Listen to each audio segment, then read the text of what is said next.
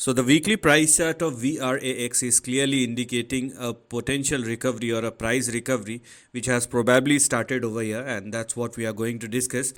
But you need to understand certain conditions before thinking only about the price recovery. Yes, there is an opportunity, but the risk in these kind of stocks are extremely higher and you have to be very careful about it.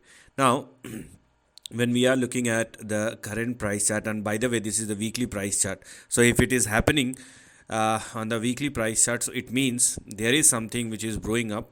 The only thing is sustainability factor. You can clearly see the green candle and the stock started moving higher, but for this price recovery to continue, it is mandatory for VRAX to continue to trade and sustain at least above 0.62, which is our support, and we have 0.53 as far as the stop loss is concerned. So please do not go below these two levels, otherwise downside may resume once again. That should be, or that rather must be, the first priority as far as VRAX, and most importantly the current price positioning of VRAX.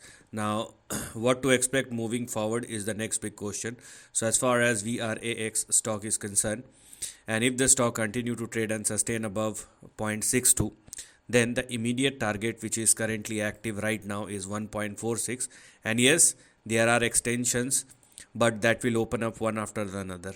After 1.46 we have targets like 2.84 and 3.84, and if in case VRX surpass and sustain above 3.84 or more, then the stock can even stretch up to 9.4, which will be the next big target or resistance. So if you are super optimistic or extremely optimistic, then the maximum which you can expect is this range. The move has just started, so there is no point thinking about 9.4, because the maximum which you can think of right now is 1.46. then you can go for 2.8 and 3.8, and anything beyond 3.7 3.8 will then push this particular stock towards 9 or 9.4.